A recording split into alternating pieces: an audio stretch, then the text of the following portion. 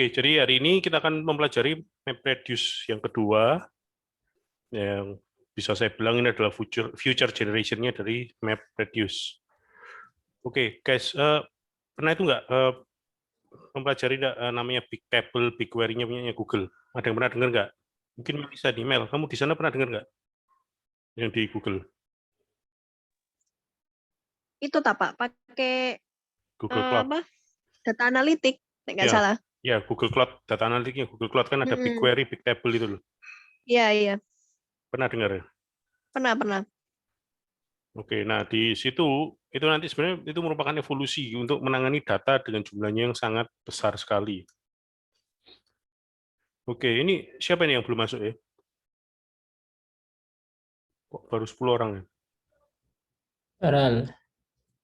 Rod Daral, oke. Oke, dan jangan khawatir hari ini kelasnya tidak akan sampai jam 10 karena jam 10 berikutnya kalian akan ketemu saya lagi di RM, jadi daripada kalian Zoom fatigue kena muka saya gitu. Jadi hari ini agak sedikit lebih cepat. Selesainya bukan jam 10 tapi mungkin jam 9.58. Oke, Ya. sama Pak. Oke, berarti itu ya, Melissa tadi sudah jelaskan ada BigQuery, Big Table itu sebenarnya untuk mengatasi yang namanya big data ini. Dan juga revolusinya MapReduce itu sudah bergeser. Nah, untuk itu gimana lanjutannya? Mari kita share, menunjukkan lihat dari slide yang akan saya tampilkan. Oke, saya mau share screen dulu.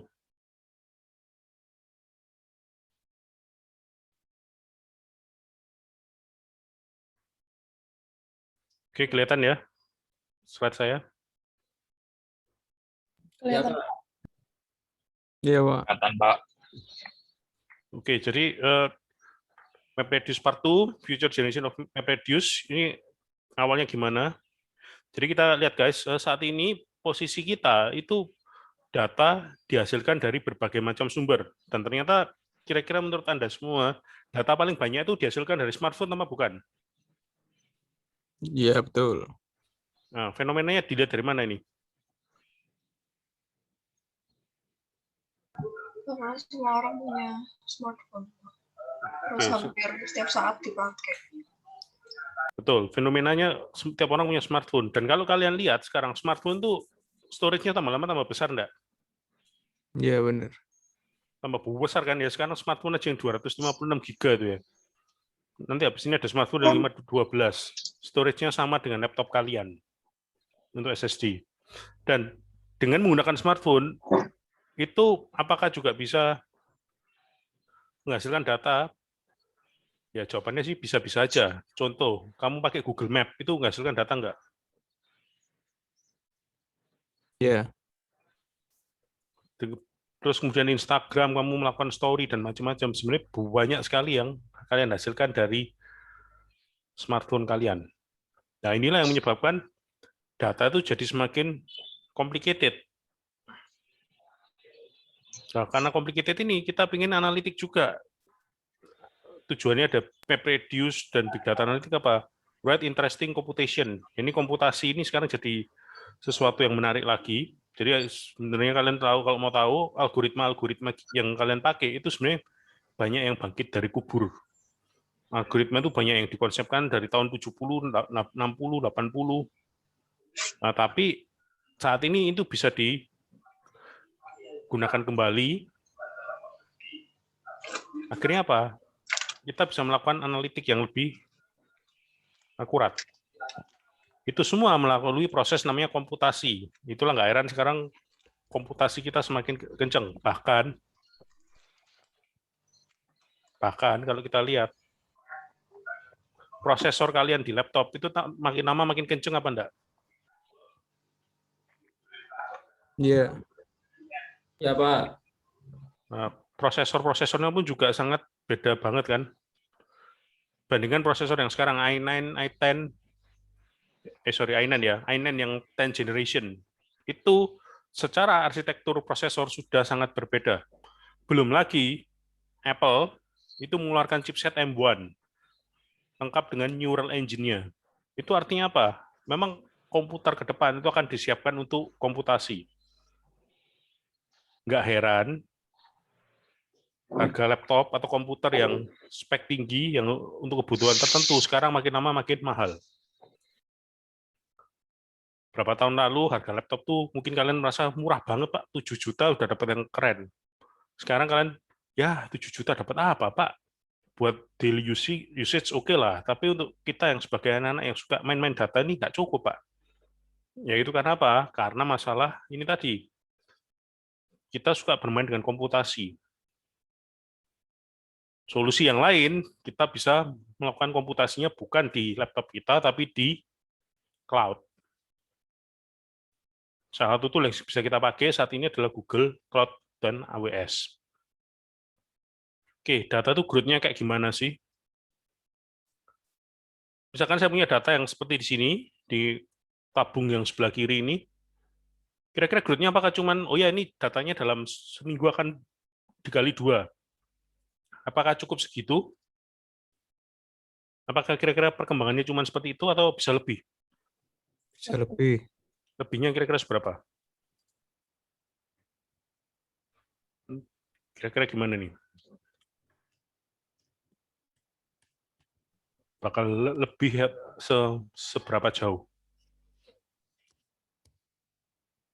Berlipat-lipat. Berlipat-lipat dalam waktu berapa lama? Hitungan detik mungkin atau mikro. Hitungannya apa? Detik. Detik mungkin. Oke, betul. Data mungkin akan multiple, tapi multiple-nya bukan dalam waktu 1 hari. Bisa jadi hanya dalam hitungan detik, data sudah berkembang biak menjadi 2 kali lipat. Tadi Kesia sempat bilang mikro detik ya, guys? Sih? Iya. Ya, mikro detik. Iya, Pak. Nah, bisa jadi juga dalam mungkin mikro detik sudah berkembang menjadi 2 kali lipat. Yaitu memang fenomena yang saat ini ada. Data itu tumbuhnya bukan hitungan hari lagi, tapi hitungannya sudah mungkin detik. Nah, untuk itu kita perlu komputasi juga untuk melakukan processing. Ketika saya membutuhkan processing yang seperti ini, untuk biar menganalisis data yang perkembangan cepat, maka resource komputer yang saya perlukan juga harus sangat besar. Itulah akhirnya muncul terminologi superkomputer, menggabungkan beberapa komputer menjadi satu kesatuan agar kita bisa punya resource yang powerful. Misalkan kita punya sebuah grid computing atau gabungan dari beberapa komputer dengan 1000 core prosesor untuk melakukan komputasi. Nah, itu di zaman ini sangat dimungkinkan. Data bisa sangat besar kayak gini, bahkan sangat-sangat besar saat ini. Bisa dibayangkan ya kalau kalian pakai Facebook itu berapa besar datanya atau Instagram. Nah, mungkin seperti ini data kalau kita representasikan.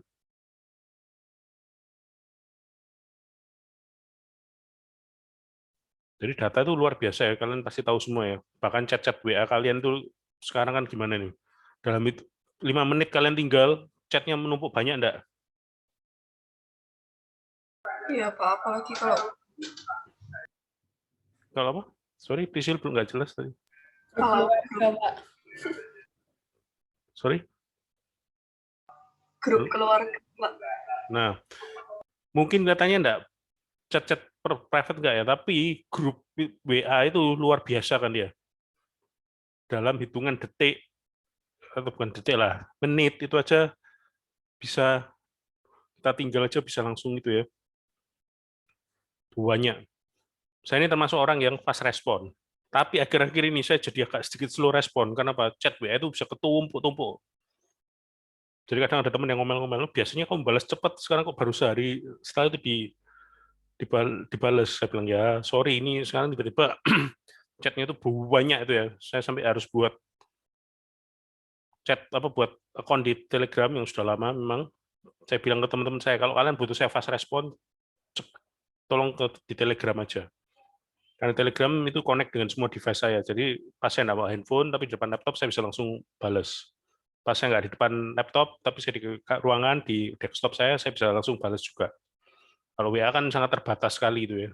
Cuma bisa di satu handphone dan laptop atau satu komputer. Nah, itu kelihatan bahwa WA itu berarti setiap detik itu generate data itu luar biasa. Nah, terus gimana ini? Data memang sangat luar biasa besarnya nih. Untuk itu kita harus tahu cara analitik yang tepat kayak gimana. Dan kadang kita nggak tahu delay-nya itu kapan. Misalkan contoh, ini ada data yang masuknya jam 8. Kemudian ini ada yang kuning jam 8. Jangan-jangan dia itu sebenarnya masuk jam 8, tapi baru ketahuan di jam 8 lebih. Atau yang lebih ekstrim, yang hijau ini mungkin masuknya jam 8, tapi baru ketahuan di 14.00. Loh, taunya gimana, Pak? Kok kalau dia masuknya jam 8? Ada namanya timestamp. Jadi timestamp itu kayak dicap gitu, oh ini masuknya harusnya jam berapa. Tapi saking dia harus ngantri, datanya itu baru bisa kebaca di jam 2 lebih. Itu sangat mungkin. Jadi kan jangan berpikir, mosok sih Pak data itu bisa delay. Untuk di-input bisa, teman-teman. Dan sebelum saya jadi dosen, ketika saya masih kerja di IT Consulting, itu zaman itu tahun 2005, saya sudah sering menangani kasus-kasus kayak gini. Jadi ada sebuah apotek di Surabaya, apotek yang besar. Tiap kali menjelang closing, ya kebetulan apotek itu besar itu, jadi dia menggunakan 5 komputer untuk input datanya dan 1 server. Tiap kali menjelang closing itu selalu bottleneck. Jadi misalkan saya ngeklik, oke, save closing, semua data kan akan ditransfer ke server. Begitu diklik save, itu butuh waktu sekitar 10-15 menit. Untuk benar-benar akhirnya proses saving-nya itu sempurna. Di saat yang bersamaan. Jadi bayangkan, misalkan apoteknya tutup jam 9, 5 kasir itu mengatakan, oke, close shift, close, klik. Itu butuh waktu 10-15 menit untuk tiap komputer untuk benar-benar closing-nya sempurna. Dan servernya sendiri itu kadang sampai hang. Kenapa? Ya itu tadi, bottleneck. Kenapa? Servernya nggak mampu menangani segitu banyak request saat bersamaan. Jadi ada yang data jam 9 malam harusnya masuk, baru bisa masuk mungkin jam 10, jam 11. Karena antrian proses datanya itu. Nah, caranya gimana ini?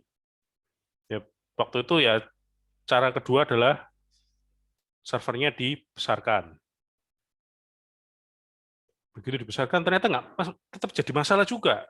Delay-nya masih lama. Nah, menurut kalian kira-kira kenapa nih? Server sudah saya besarkan loh, sudah dengan spek lebih tinggi. Ternyata kok masih lama. Kira-kira delay-nya di mana? Algoritmanya. Enggak ada algoritma kok waktu itu masih untuk transaksi biasa ini. Internetnya Duitnya apa? Nggak pakai internet, cuma pakai LAN. Kayak apa kira-kira?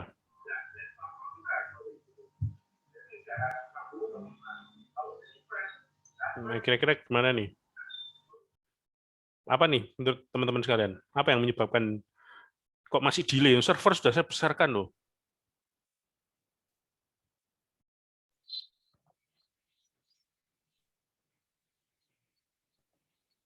Komputer ya, Pak. Loh, komputernya sudah, servernya sudah, PC-nya waktu itu masih relatif cukup baru. Kabelnya kemakan tikus. Ya nek kabel kemakan tikus ya langsung error. Datanya terlalu besar, Pak.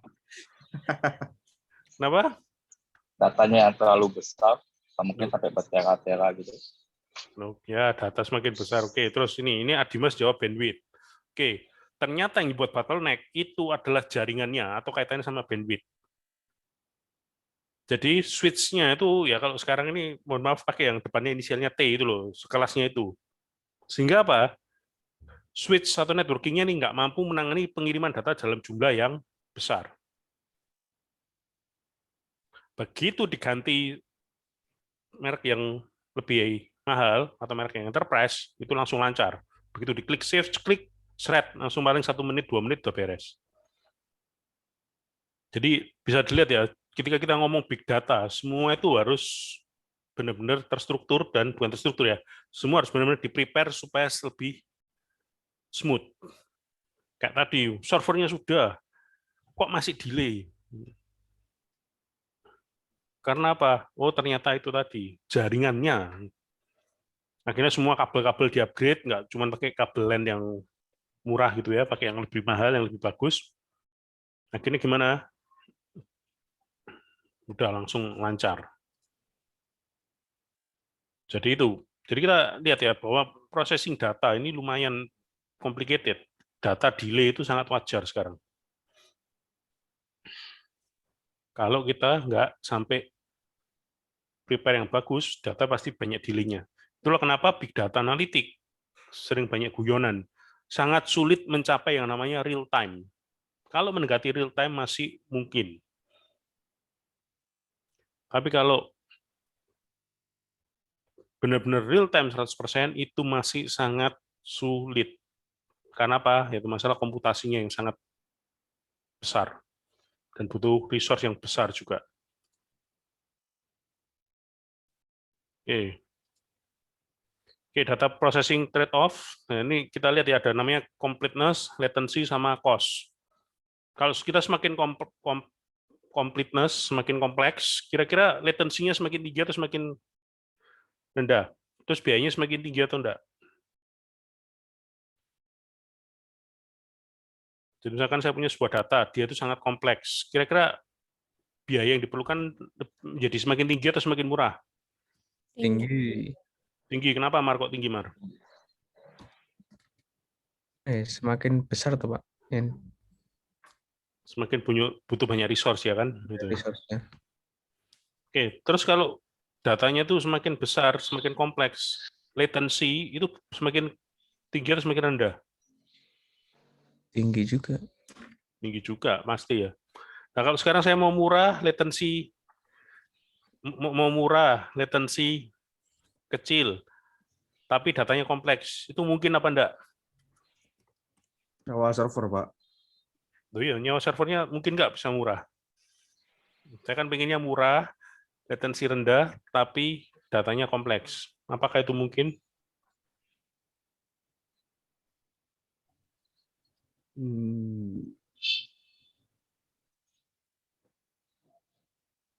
Nggak. Enggak apa? Enggak mungkin.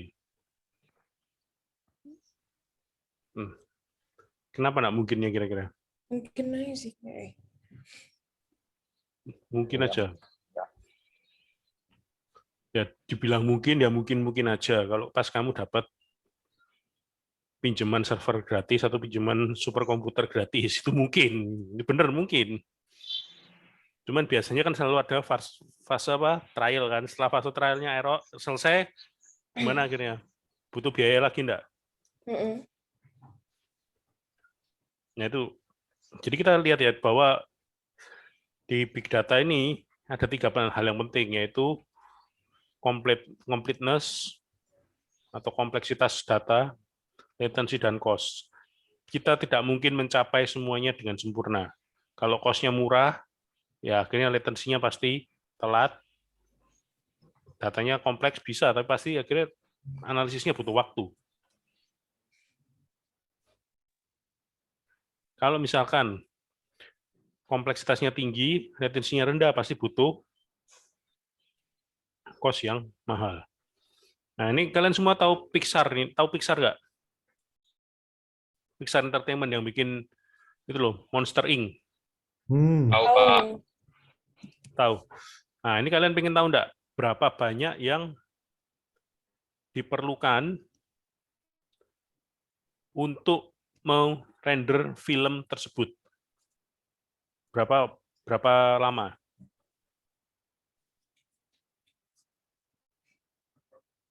Ada yang pernah tahu nggak?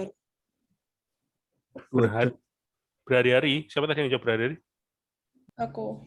Oke. Berhari-hari. Terus siapa lagi tadi? Tadi berapa jam itu? 2 jam, Pak. Kan mini film juga ada, Pak. Oh, bukan jangan mini film, full filmnya. Monster Inc. Win. Monster Inc. Film Monster Inc. itu loh.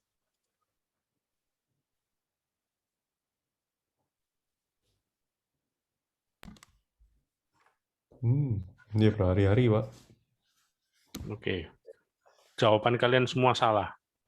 Oh, Butuh waktu Kalau 1 tahun. Pak? 1 tahun. 24 jam render satu frame. Jadi Monster Inc. itu mereka tuh rendernya di sebuah server farm, semuanya menggunakan Mac Pro. Mac Pro ya tahu ya, bukan MacBook Pro loh, Mac Pro. Iya. Jadi begitu diklik, ceklik render, itu 1 tahun lagi baru jadi. Kemudian. Ya Nggak kan? jebol lah, Pak. Kenapa? Nggak jebol. Ya, dibuat nggak sampai jebol, ya jangan jebol 1 ya buyar filmnya. Balik kono listriknya mati. Jeng jeng. Ya, nggak mungkin tuh listriknya mati. Oh, mereka pasti sudah prepare. Ya, jadi bayangkan ya, untuk render 1 film yang durasinya 2 jam itu butuh waktu setahun. Diklik, ceklik render itu butuh waktu setahun baru jadi. Itulah kenapa kok gitu ya kan, mintanya kan bisa sampai 4K kan. Ya kalau rendernya cuman yang 360 ya mungkin cepat, nggak mungkin lah cuman sampai setahun ya. Tapi misalkan ketika kita render, apalagi untuk mau kualitas di bioskop, itu pasti harus lama.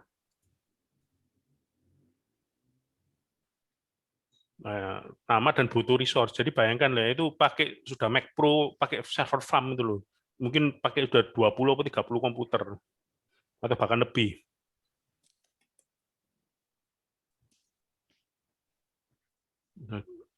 Jadi itu luar biasa memang kebutuhan akan data. Oke, kita lanjut dulu. Ini data processing story. Jadi sebenarnya MapReduce itu konsepnya sudah ada di tahun 2004. 2004 tidak bisa langsung kita pakai secara umum. Kenapa? Karena komputasi kita, komputer-komputer kita itu belum mumpuni. Tahun 2004, komputer yang ada itu cuma dual core maksimum. Dual core, masih dual core. Belum ada istilahnya i5 atau apa. Bahkan belum core to duo.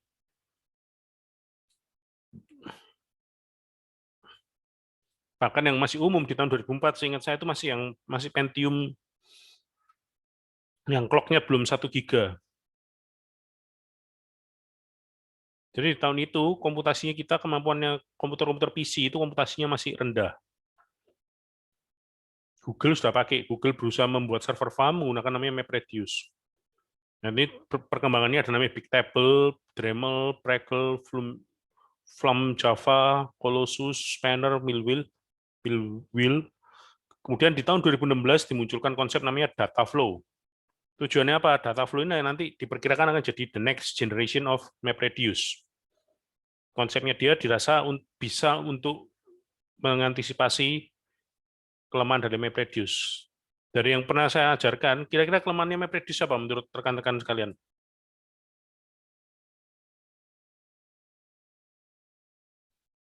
Kira-kira apa nih? Kelemahannya MapReduce. Butuh banyak komputer. Oke, butuh banyak komputer. Selain itu apa, Bevan? Saya sempat singgung waktu Prisil tanya, saya udah jawab hal itu. Itu yang sebenarnya jadi titik kelemahannya juga.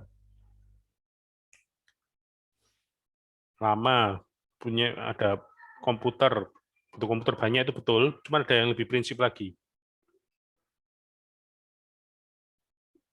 Apa nih kira-kira?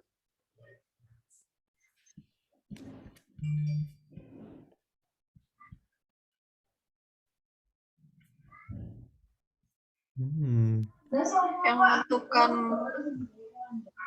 anunya tuh Pak, menentukan reduce. Ya, betul. Jadi kelemahannya MapReduce itu kita seringkali harus mengupdate metode atau model MapReduce-nya. Kenapa?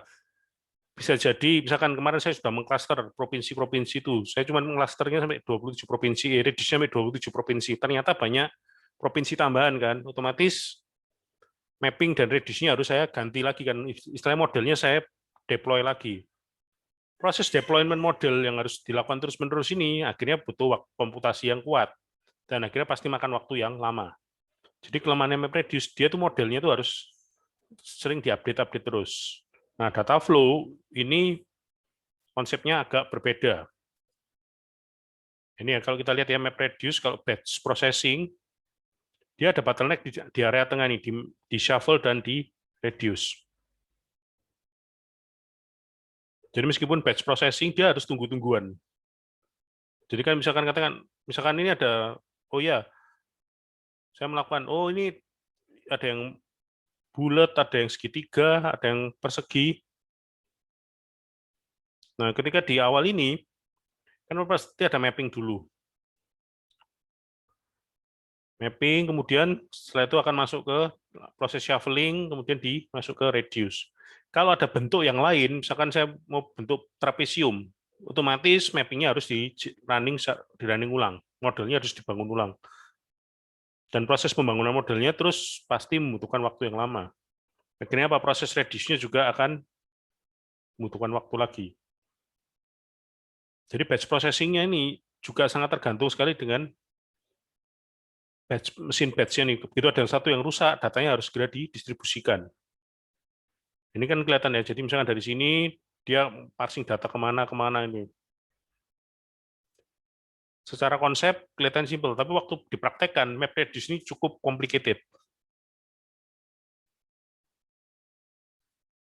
Oke, ini kalau ada namanya Flam Java, ini dia ingin membuat lebih efisien MapReduce-nya, pipeline-nya lebih disederhanakan, jadi data dibagi-bagi dulu, kemudian kalau ada yang, oh ini unknown, dia dimasukkan ke database yang lain.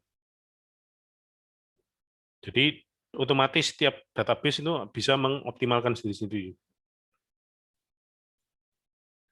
Nah, kemudian sebenarnya apa sih tujuannya kayak MapReduce dan Big Data Analytics? Kita berusaha membuat data itu lebih terstruktur.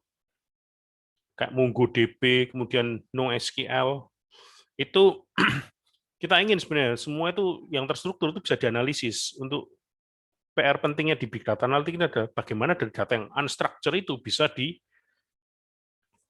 menjadi sebuah terstruktur, sehingga kita bisa melakukan analisis atau analitik. Untuk itulah konsepnya MapReduce. Oke, ini misalkan ini ya, proses MapReduce-nya kan ini. Di Tuesday, Wednesday, Thursday ini data itu acak-acakan, setelah MapReduce dia bisa lebih terstruktur. Contoh ini, di sini ada yang jualan barang lewat online, tapi tidak melalui e-commerce, tapi lewat WhatsApp atau lewat Instagram. Ada nggak?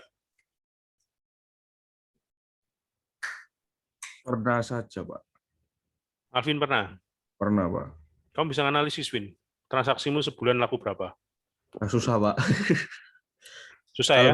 Kalau nggak dicatat nggak ketemu, Pak. Kalau nggak catat nggak ketemu. Kamu ngetek dari WA tok susah toh? Susah, Pak. Customermu siapa yang paling loyal? Kamu susah kan? Iya, Pak. Susah, Pak.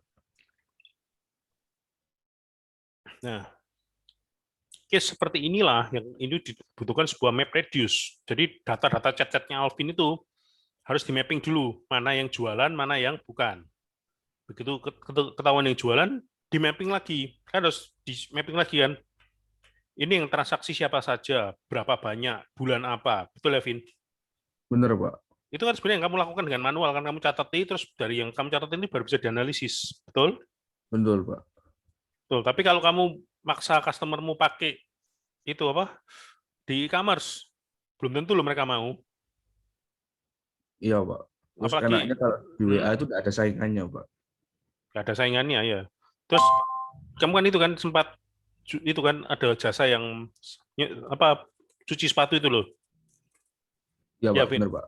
Nah itu kamu analisisnya susah toh. Siapa aja yang sering jualan itu kan? Susah banget. Susah banget kan? Heeh.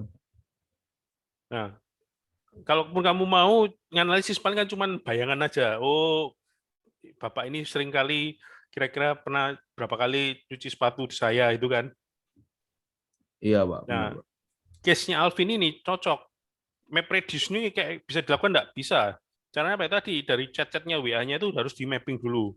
Dari di mapping kemudian baru dianalisis. Bisakah kita menggunakan word count? Pertanyaan saya itu. Saya hitung aja berapa yang order-order. Nggak bisa, teman-teman. Harus apa? Dianalisis lagi. Orang kalau order itu pakai kata-kata apa? Betul ya, Vin?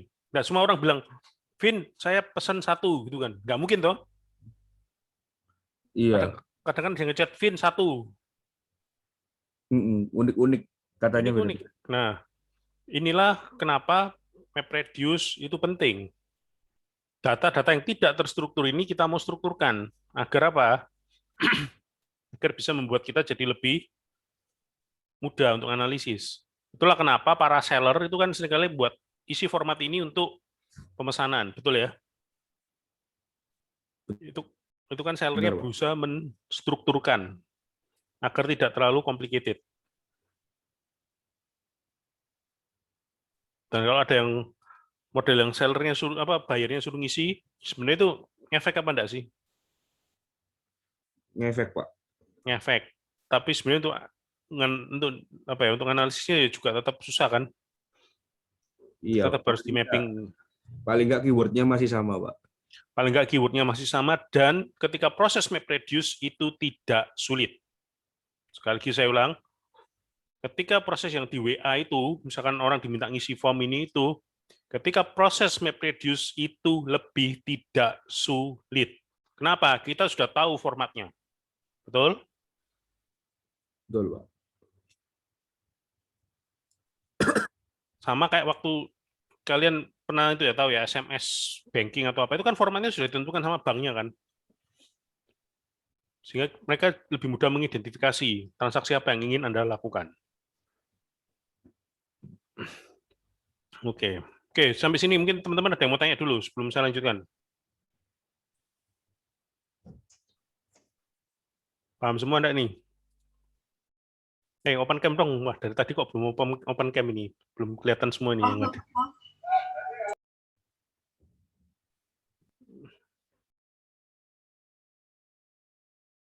Bevan Indonesia negaraku.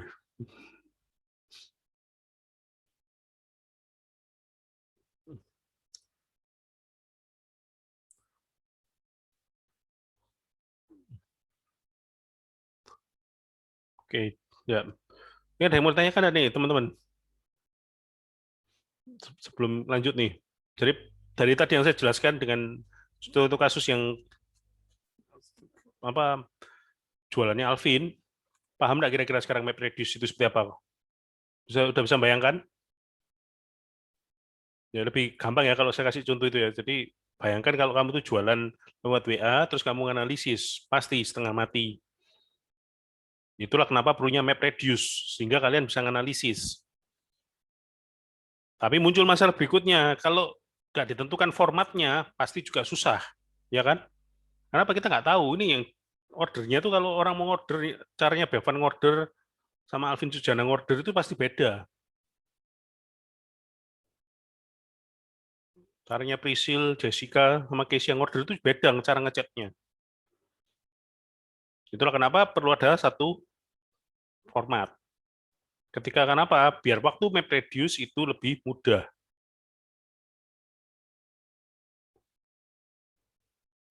Oke, saya lanjutkan dulu. Nah ini kalau ada namanya batch pattern, kita ngereduce-nya berdasarkan tiap beberapa waktu sekali. Misalkan tiap 1 jam sekali, data itu kita ambil, kita tarik, kita reduce. Kita tarik, kita reduce. Tujuannya apa? Mencicil dulu. Kita bisa menggunakan 2 server itu, satu untuk transaksi, satu untuk proses reducing-nya. Jadi dari data yang transaksi, kita ambil tiap 1 jam, tarik datanya masuk ke server yang satunya untuk dilakukan MapReduce, untuk melakukan di pengelompokan. Menggunakan time base, itu berdasarkan waktu. Jadi proses reduce itu macam-macam. Karena apa? Kalau kita baru nge-reduce-nya 1 hari sekali, itu pasti setengah mati. Atau cuman kita sesekali aja melakukan reduce. Luar biasa kompleksnya. Ada juga yang per session. Jadi proses reduce-nya langsung dibagi. Warna merah punyanya Jose, warna kuning punyanya Lisa, warna hijau punyanya Ingo, punyanya Asia, ada yang punyanya Cheryl. Nah ini dibagi-bagi langsung. Tiap sesi, jadi baginya per session.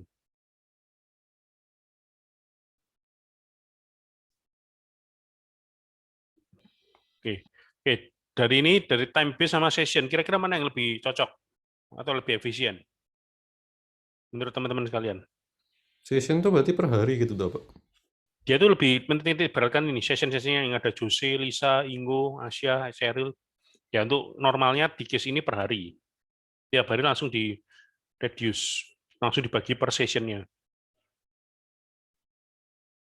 Kira-kira mana yang lebih cocok atau lebih efisien? Session ya, Pak. Oke, session. Ada jawaban lain?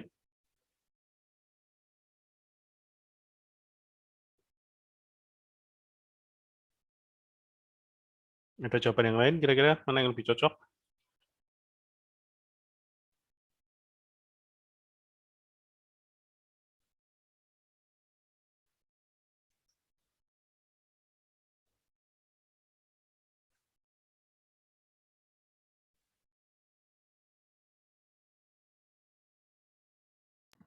Nggak tahu, Pak. Usah nggak tahu, ayo coba dianalisis, diperkirakan.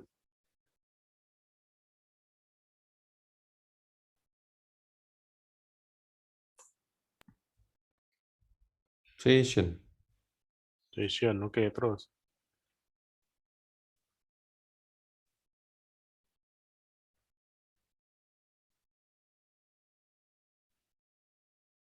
Oke, ayo yang lain gimana nih? Asis, gimana Sis? Asis, Daral, Nah, Dimas, jawabannya gimana? Menurut kalian apa ini? Session apa yang time base?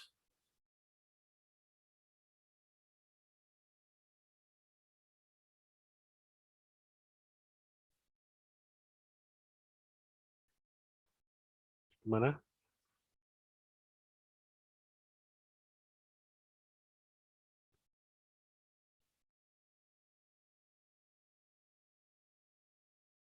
Ayo, gimana nih?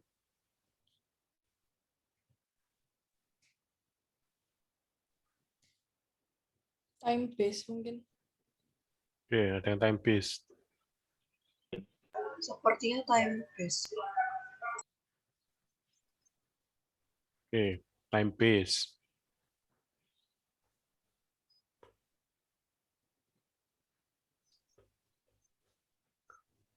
Oke. Jess, menurutmu gimana Jess, Jessica?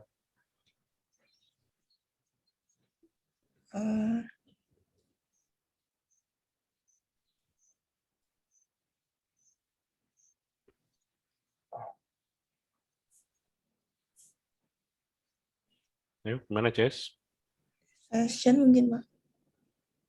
Oke, session.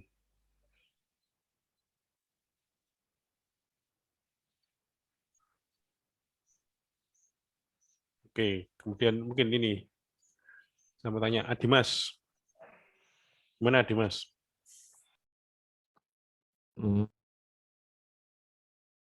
Time base, Pak. Time base. Oke. Kalau menurut Alam, gimana Alam? Time base. Time base, oke. Ini kayaknya banyak milih time base. Oke. Terakhir, Sis, gimana Sis?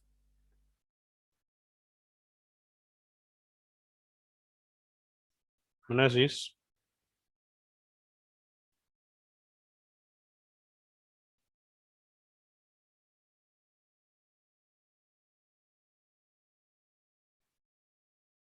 Masih jawab di chat Pak, session katanya.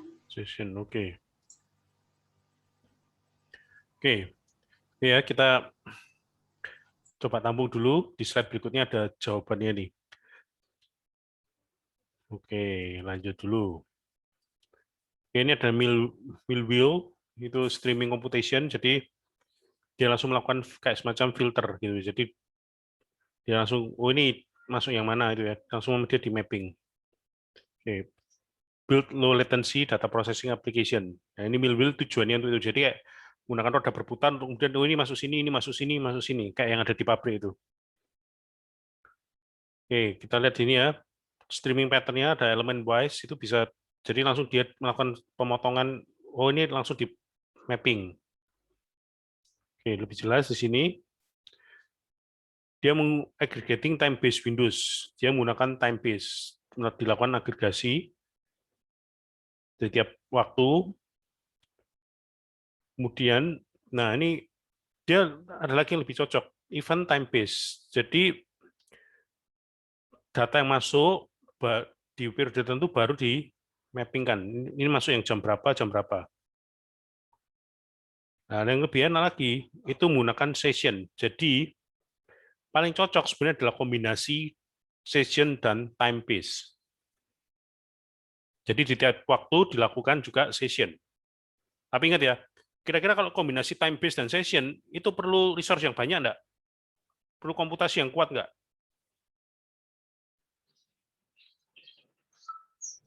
Perlu.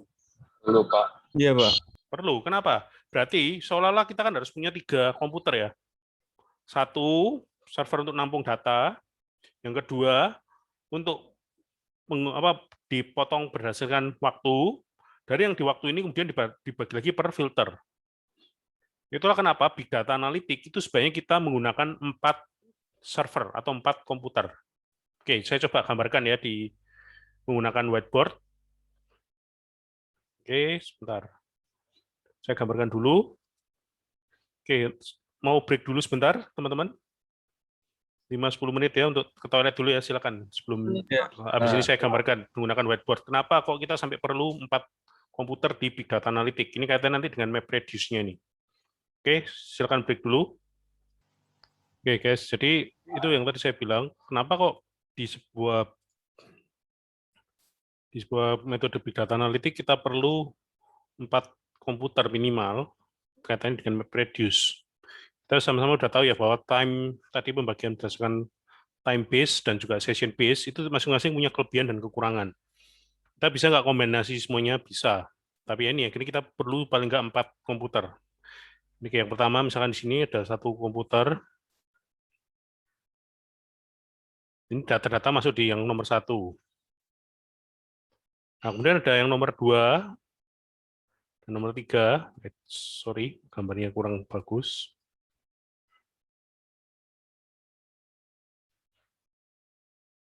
Aduh.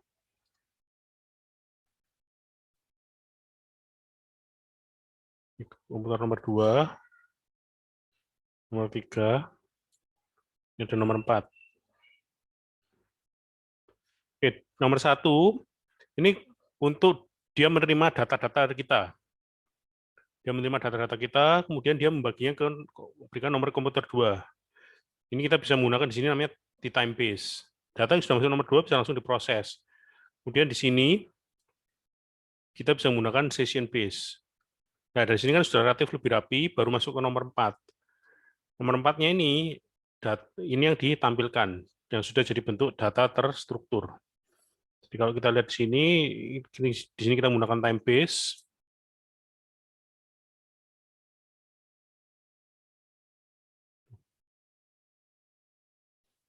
Time base, kemudian di bagian sini, ini menggunakan session.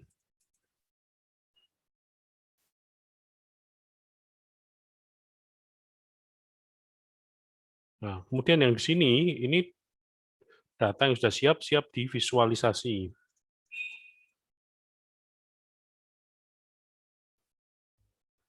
Oke, dari sini udah dapat bayangan, teman-teman? Dapat, Pak.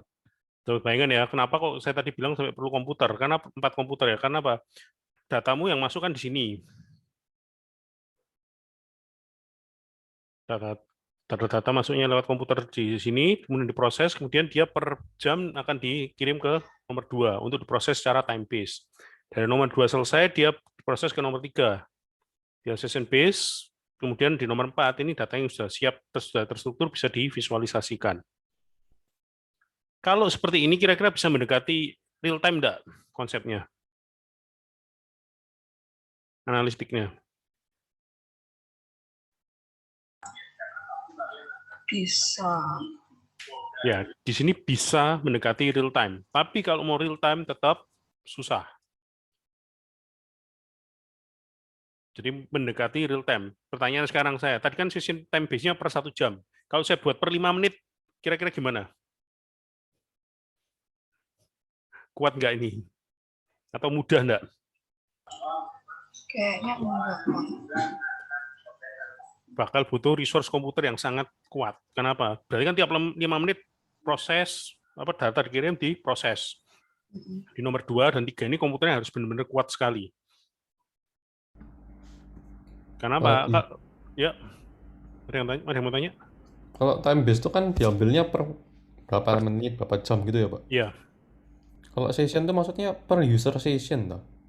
Session itu tergantung kita mau menentukannya gimana. Jadi misalkan contoh ya, kita mau menganalisis penjualan barang kita secara real time. Nah, berarti apa?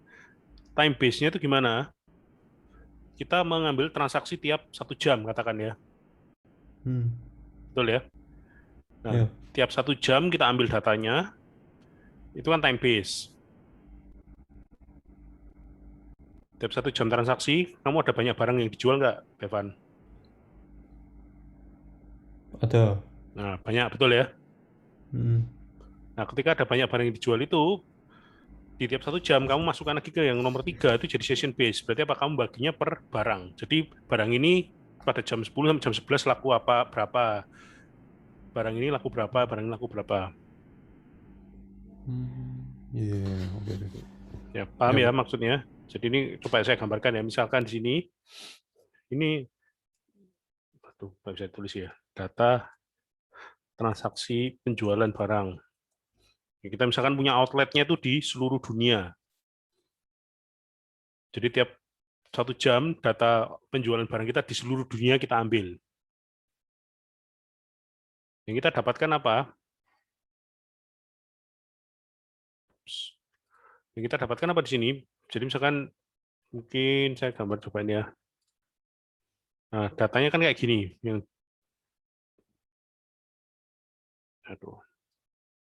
Di time base-nya kan misalkan seperti ini. Di sini ada misalkan barang A, kuantiti lakunya 2, barang B, kuantiti laku 3, terus ada lagi barang A, laku 1, laku 2, barang C, laku 3. Nah, ini yang di sini ya. Jadi, bisa dari format ya. Oke, jadi dapat bayangan di sini ya, Bevan. Di nomor 2 ini kan kamu tiap jam ini cuman dapatnya apa? Barang A, laku 2, barang B, laku 3, barang A 2, barang C 3, ya kan? Iya, Pak. Nah, kalau kita mau reduce ini, paling gampang kan pakai session aja. Jadi barang A itu berapa? Jadi di yang nomor 3 ini dapatnya gimana? Langsung dapat rekap barang A. Totalnya berapa? 4. Barang B 3. Barang C 3. Nanti kalau ada tambahan lagi, berarti langsung tinggal ditambahkan aja kan di sini. Misalkan di jam berikutnya, pada tambahan lagi data dari sini, misalkan barang A, tambahan ada 5, barang terus transaksi lagi, barang B ada transaksi 1, barang A 1, barang C 1. Berarti di jam berikutnya, barang A jadi berapa? 5, 4 tambah 5 tambah 1, jadi 9. jadi 10 kan? Tahu ya dari mana 10? Kan ada 4 tambah 5 tambah 1, jadinya 10. terus barang B 3, dia tambahan 1, 4. Barang C 4. Oke. Dari sini paham ilustrasinya? Nah, bisa nggak sih ini dilakukan di satu komputer yang sama? Jawabannya bisa. Cuman kuat nggak? Masalahnya kan di situ kan. Nah, sedang akhirnya apa? Di komputer nomor 4 ini kalau kita mau main business intelligence atau mau main pakai chart-chart itu, ya udah nomor 4 ini kan ngambil datanya sudah yang terstruktur ini kan. Data terbaru ini selalu diupdate di chartnya. Sehingga apa? Di nomor 4 ini kerjanya nggak ngoyoh gitu ya. Kerjanya cuma untuk nampilkan saja, untuk visualisasinya aja. Mungkin ada yang tanya, Pak, nomor 4 kan gampang visualisasi toh, masuk butuh resource komputer besar. Kalau Anda pernah pakai Tableau, Anda akan merasakan bahwa ternyata untuk visualisasi itu juga berat. Oke. Dan sampai sini teman-teman apakah sudah paham? Paham nggak, Paham, guys? Kalau diem aja saya jadi bingung ini. Pak, ulangi lagi Pak yang bagian season base tadi. Oke, gini ya, saya hapus dari awal, saya coba ulangi lagi aja ya, pelan-pelan ya. Ini soalnya gambarnya juga agak kacau. Oke, ya saya coba ya, saya hapus dulu semua.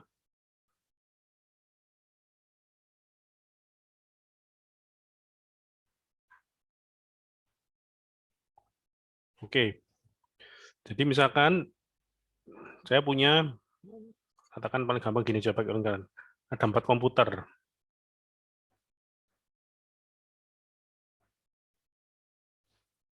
Pak, tadi kenapa harus 4, Pak? Nah ini jawabannya.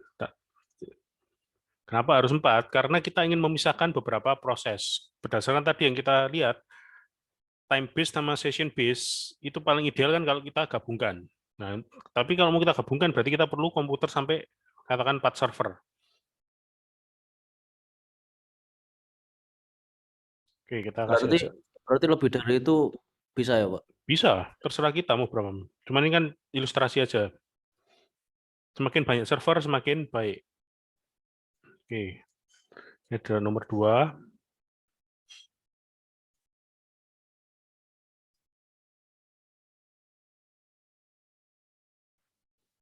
Nomor 3. Nomor 4.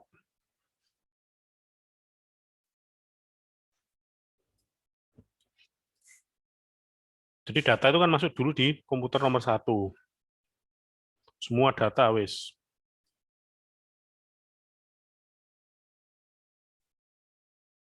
Nah, data dari komputer nomor 1 itu akan ditransfer ke nomor 2. Apa bedanya nomor 1 dan nomor 2? Di nomor 1, data itu dia akan semua data.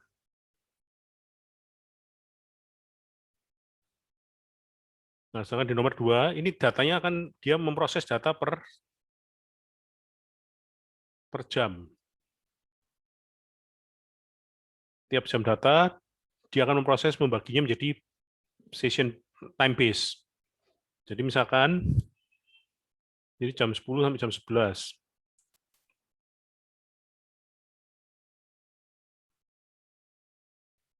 Ada apa aja? Barang A, laku 3, barang B, laku 4, barang C, laku 5. Di komputer nomor 2 ini dia akan mengambil. Jadi tiap 1 jam misalkan diambil.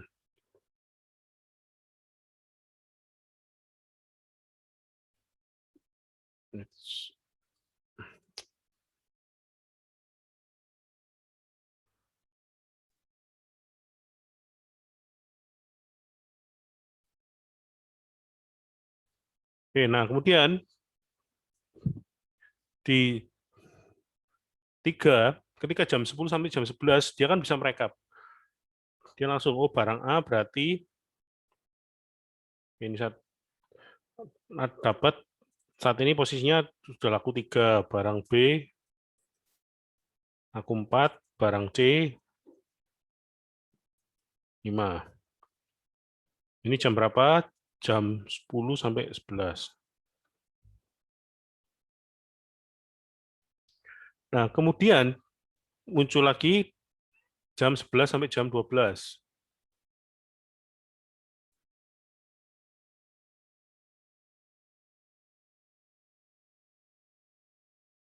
Sampai 12. Ternyata ada transaksi ini, barang A, 5, barang B, 3, barang C, 2, barang A, 2, barang B, 1, barang C, 3, barang A, 5.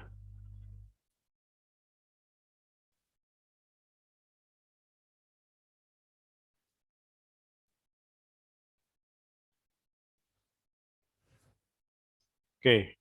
Nah, berarti di posisi jam 11 sampai 12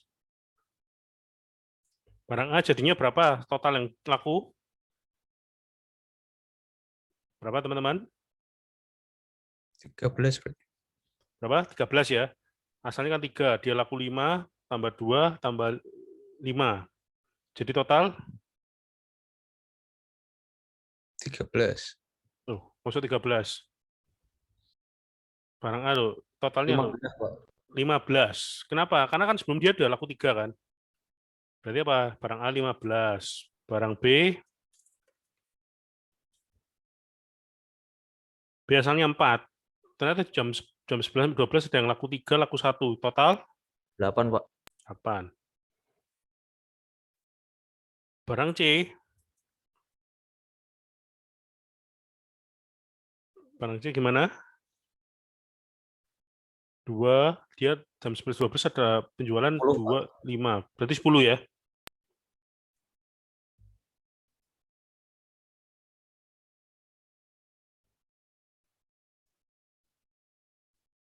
Oke. Oke, sampai sini udah mulai paham? Tadi Mas. Dan yang tadi yang tanya. Berarti itu kayak semacam manajemen data gitu ya Pak. Iya, Kalau misal data satu itu isinya apa Pak? data 1 dia langsung dapatnya yang gelondongan semua. Tiap kali ada data masuk, dia masuknya di nomor 1. Nomor 2, dia bertugas narik data tiap jam.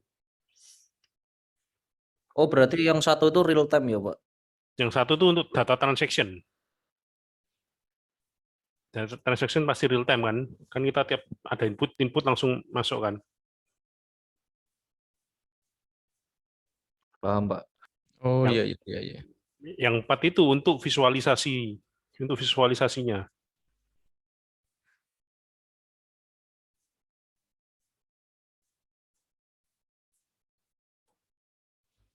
Oke, paham di sini teman-teman?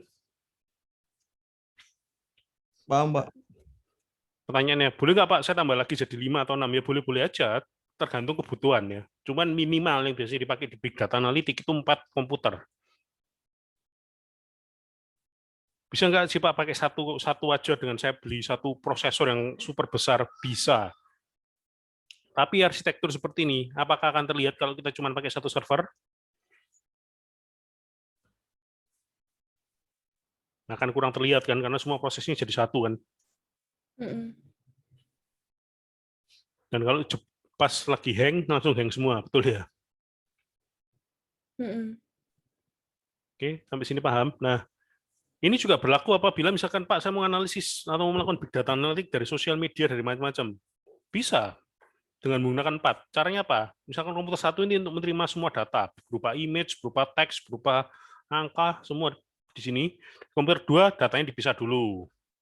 Mana yang image, mana yang teks, mana yang angka. Baru dimasukkan ke nomor 3, mulai di mapping, di reduce lagi. Oh, yang berupa angka, ini apa aja, berupa image itu apa aja, kira-kira mau menampilkan apa.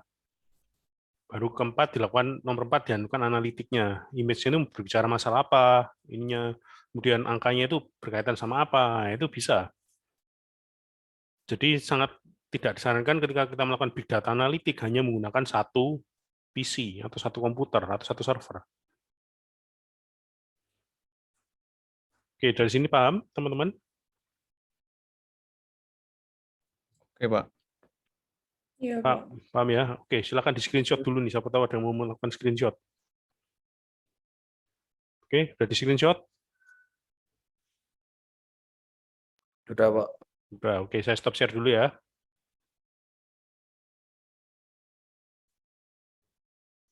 Oke, oke, mulai paham ya, mulai ada bayangan ya. Big data itu kayak gimana processing-nya. Nah, Pak, kalau ada algoritma yang mau kita pakai gimana? Masuk gimana? Pasti di antara 2 dan 3 itu. Misalkan kita di nomor 2 mau melakukan data cleaning dulu. Nomor 3 baru mulai di analitiknya. Ya itu bisa juga. Jadi sangat disarankan kita punya multi komputer atau multi server. Tujuannya apa? Agar prosesnya itu bisa terlihat.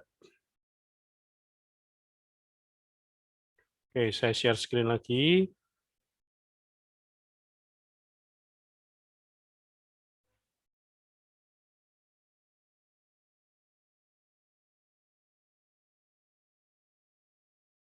Ya, tadi sampai mana ini?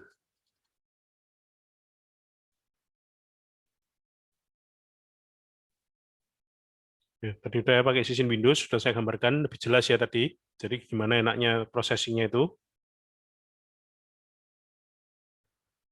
Oke, kemudian ya ini kita lihat sini ya. Ada event times queue, jadi ada watermark tuh untuk ngasih tanda. Nah ini kita akan lihat nih di berikutnya ada animasi yang lucu-lucu nih. Kadang tuh kita analitik bisa too slow atau too fast. Nah kita bisa lihat nih. Oke ini ya misalkan streaming atau batch, kita mau prosesnya itu streaming tuh langsung barengan, kalau batch itu dibagi-bagi, jadi nggak langsung semua diblung masuk itu ya. Ya kenapa nggak semuanya?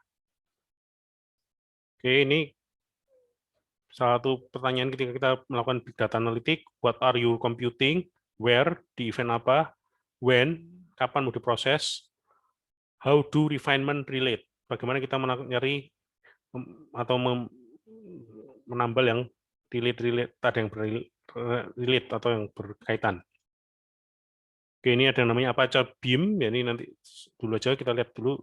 Oke, ini, waduh, nggak kelihatan ya. Bentar, ini animasinya nggak kelihatan kalau di sini. Bentar, saya stop dulu share-nya. Ini baru kelihatan kalau di PPT yang asli. Bentar, saya buka dulu.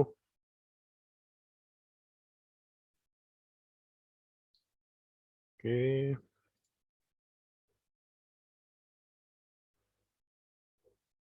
Ini bisa kelihatan ya. Oke, kita lihat ini. Tolong diperhatikan animasinya. Dia akan melakukan penghitungan. Oke, lihat. Lihat proses angkanya bergerak terus.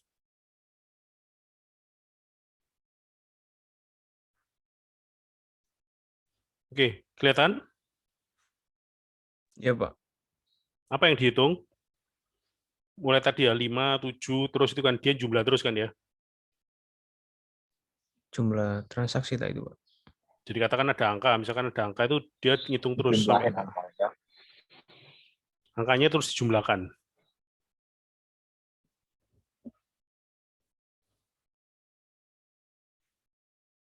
Ya dia langsung semua bahasanya disosor semua ya, semua disosor, jumlahkan semua.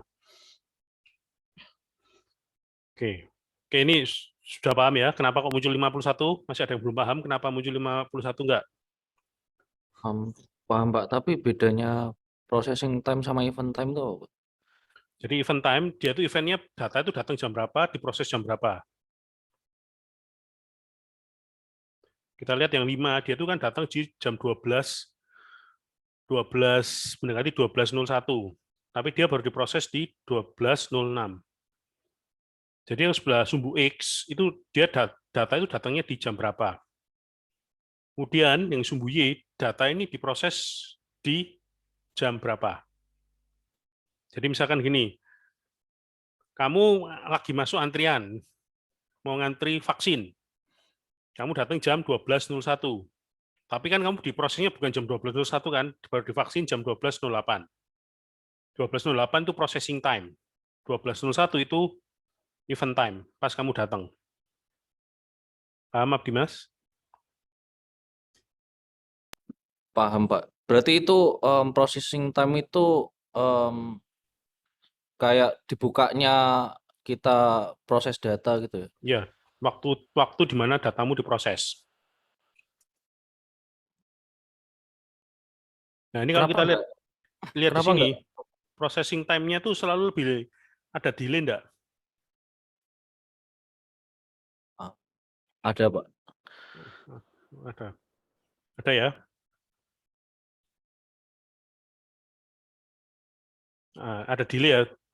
Jadi ini kan dia datangnya 12, tapi dia baru mulai processing 12.06, betul? Betul ya? Betul Pak.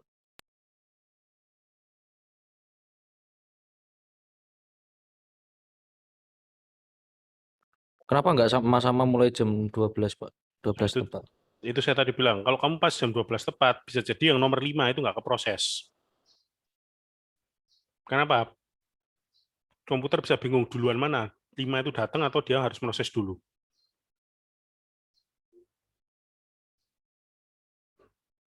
Paham di sini? Paham, Mbak. Oke. Oke, sekarang kita lihat ini ya.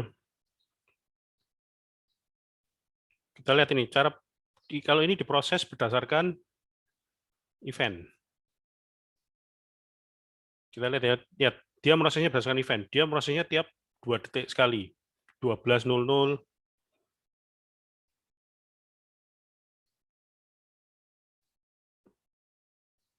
Jadi dia prosesnya di saat-saat tertentu. Kelihatan ya bedanya. Jadi dia tidak menyosor semua, tapi tiap berapa menit proses dari data yang sudah ada.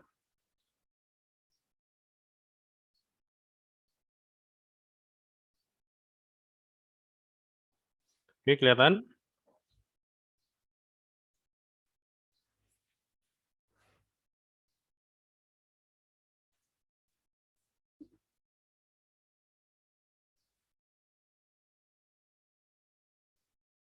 Jadi tiap 2 menit semua akan dicek mana yang belum diproses, dia akan ngambil. Nah, ada yang ketiga di slide berikutnya ini kelihatan dia tidak efisien. Kita lihat di sini.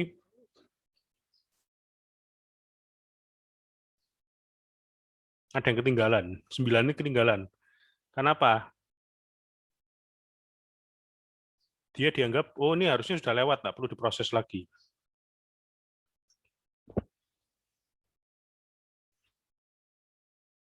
Ini adalah salah satu risiko ketika kita misalkan menggunakan sistemnya kurang pas ya, jadi ada data yang tertinggal.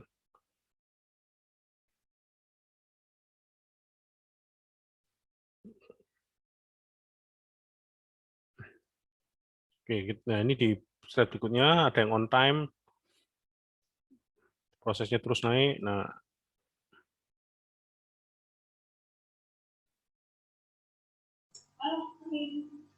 Garis hijaunya tuh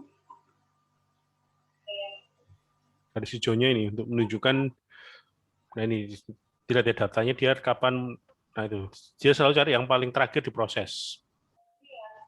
Jadi hijau ini artinya kalau nggak sampai melewati garis hijau berarti dia itu datanya tidak terlambat, on time atau early. Jadi contohnya harusnya di yang nomor 1 ini, ketika dia proses 5, idealnya harusnya ada yang bersamaan nggak diprosesnya. Ini di 12.00 dan 12.02, idealnya datanya misalkan ada 5 dan 9 itu idealnya diproses bersamaan nggak? iya. Ya, tapi karena dia delay-nya terlalu lama, akhirnya apa? Yang diproses cuma dapat yang 5 tok. Dia langsung move ke yang lainnya. Jadi pada saat dia diproses, harusnya 5 dan 9 ini bersamaan. Tapi 9 ini rupanya datangnya terlambat. Oh, berarti itu yang nomor 9 itu kesalahan sistem gitu ya, Pak? Ya, bisa jadi waktu dia datanya itu ada bottleneck atau apa, datanya terlambat, sehingga secara waktu dia malah diprosesnya belakangan.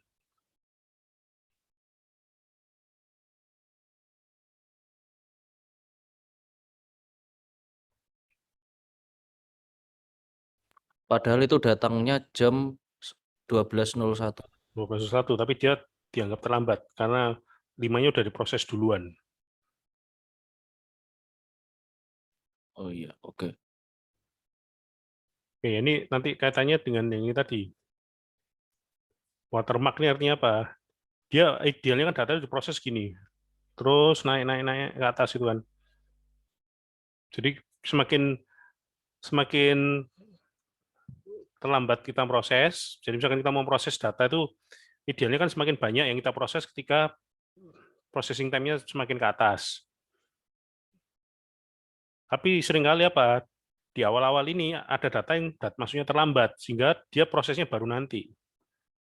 Ibaratnya kita tadi itu, misalkan, tadi yang saya gambarkan di whiteboard, ada data transaksi. Saya sudah ngambil data yang jam 11 sampai jam 12, sudah saya proses. Ternyata ada data jam 11 itu lupa diinputkan atau terlambat diinputkan karena proses sinkronisasi dan macam-macamnya terlambat. Akhirnya data itu mempengaruhi enggak? Paham?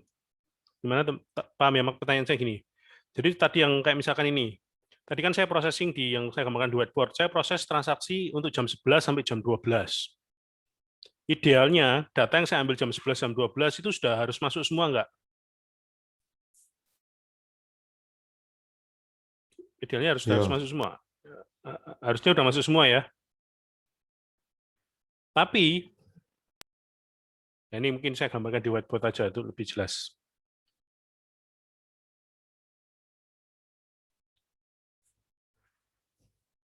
Oke, jadi misalkan ini ya di sini, saya itu punya 5 kasir.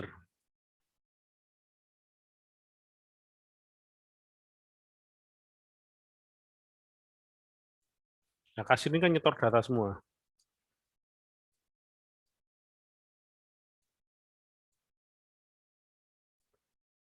Nah, suatu saat, ketika saya sudah selesai ngambil data jam 11 sampai jam 12, tiba-tiba, bukan tiba-tiba ya, ternyata kasir nomor 5 ini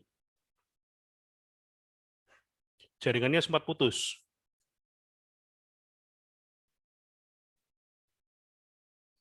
Supaya beda. Nah, jadi ini jaringannya sempat putus. Berarti dia terlambat ngirimkan data enggak?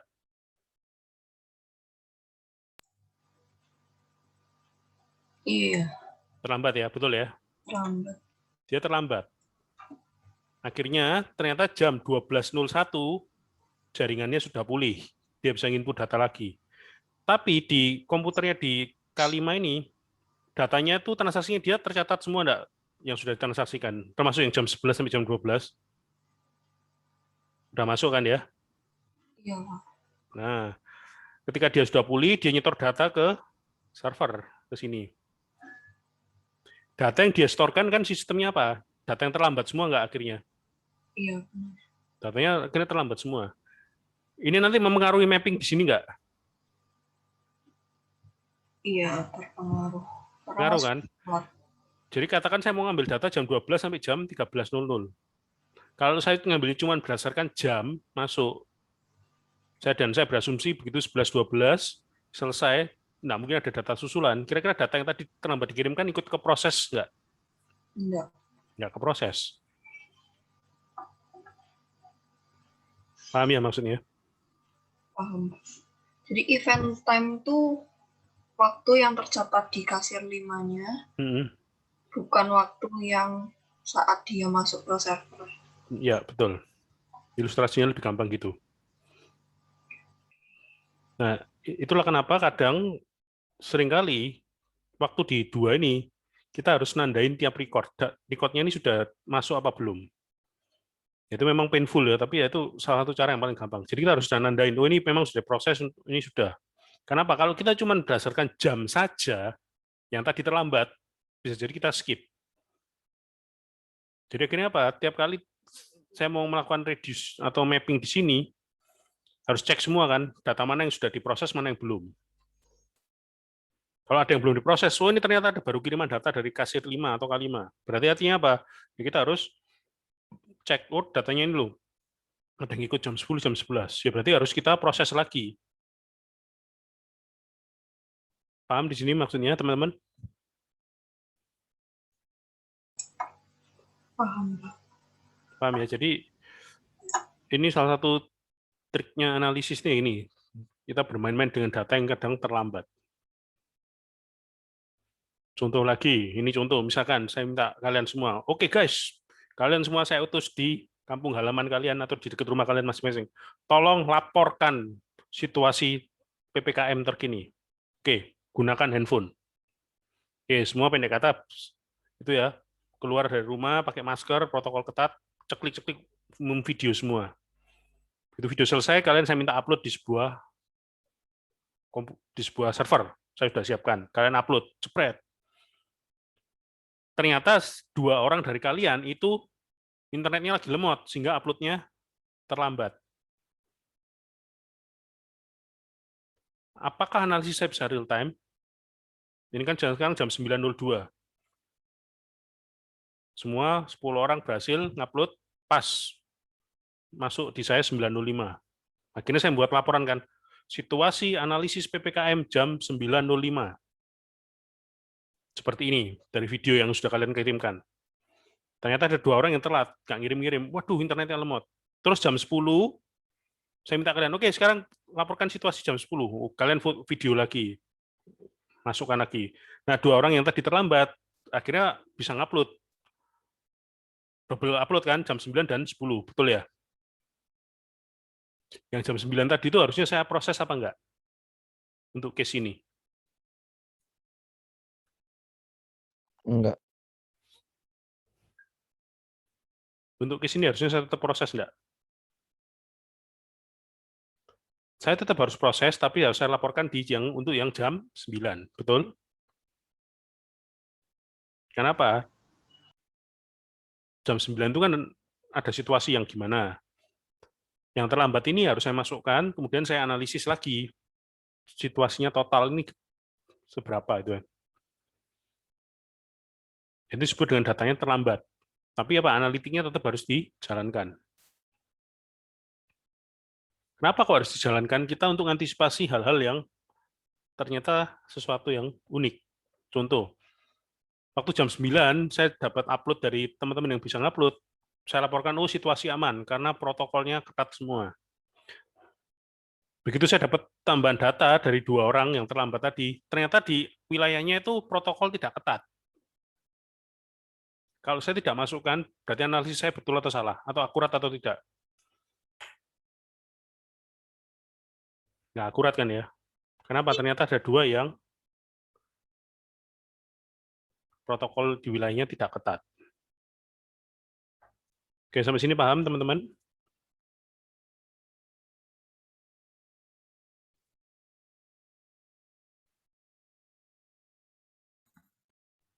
Paham, Pak.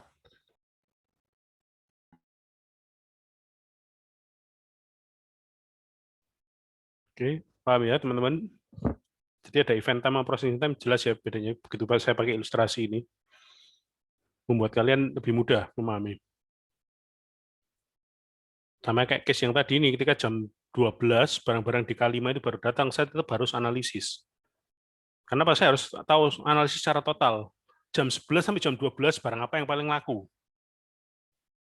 Meskipun ada data yang terlambat, tetap harus saya proses ulang, atau analitik ulang.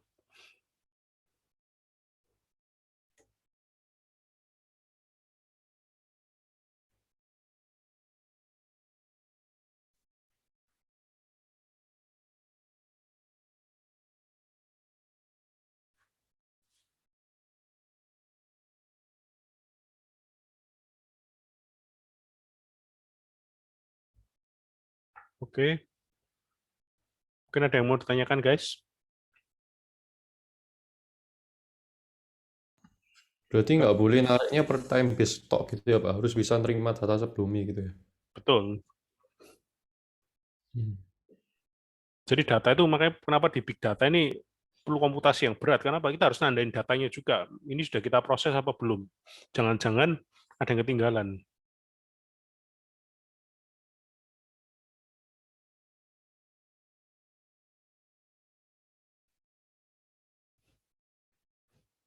Oke, saya stop share dulu ya. Saya lanjutkan ke PPT-nya.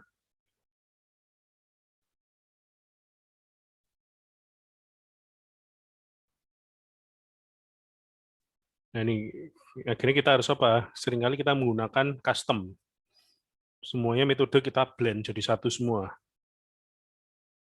Karena apa? Kita ingin memastikan semua data tidak ada yang terlewatkan. Nah, untuk antisipasi itu, kenapa akhirnya muncul ini evolusinya dari Apache Beam? Jadi Google itu sudah punya banyak metode, Apache juga. Jadi 2 vendor besar ini mereka bersaing dulu di area big data, akhirnya bersatu di Apache Beam. Jadi MapReduce dulu yang mengintroduksi Google, kemudian akhirnya dirasa ada beberapa kelemahan. Akhirnya muncullah namanya Google Cloud Data Flow dan akhirnya mereka sekarang bersatu. Hadoop, Apache Drill, Apache Base, semua Hive dan yang Spark itu bersatu dengan Google jadi Apache Beam. Kita nanti akan banyak menggunakan toolsnya Google Data Flow, Apache Beam, dan juga nanti kita coba proses Hadoop secara manual di AWS. Oke, ini Beam model, dan ini ada generation beyond MapReduce, batch and stream processing both first class citizen, no need to choose. Dia berusaha memisahkan event time dan processing time. Jadi kita bisa fokus di application-nya aja. Oke, ini Apache Beam, ya nanti bisa saya ada videonya, bisa kalian baca. Jadi Apache Beam Vision ini tujuannya semua data language bisa dipakai. Oke, ini materi kita hari ini sebenarnya sampai sini dulu. Tinggal kalian nanti ada video bisa kalian lihat sendiri. Ada yang mau ditanyakan, guys? Sudah jelas? Jelas sih, Pak.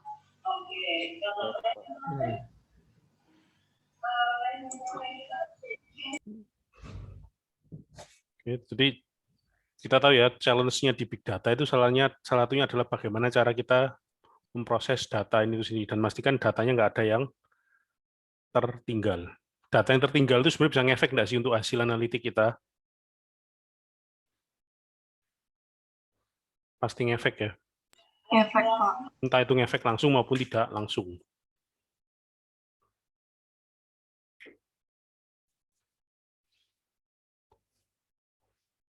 Oke, gimana? Aman hari ini? Aman, Aman. aman ya. Pak, untuk yang AWS itu, kan kemarin kita udah daftar, masih nunggu alunya kan? Tunggu apa? Profilnya atau enggak? Oh, kalian udah register semua? Iya, cara ngecek statusnya gimana? Nah, itu biasanya mereka nanti dapat email kamu dapat email dari AWS-nya. Oh, sih. Oke. Makasih, Pak. Oke, saya absen dulu ya. Sebelum kalian bertemu saya lagi di kelas berikutnya. Iya, Pak. Oke, Pak. Oke, sebentar. Ini masuk semua ya? Ya, masuk semua tuh? Iya. Masuk semua, saya manual masuk aja.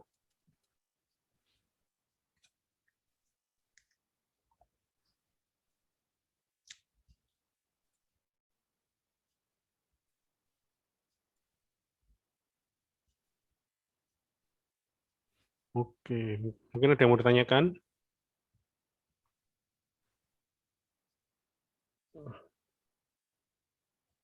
Ada yang mau ditanyakan, guys?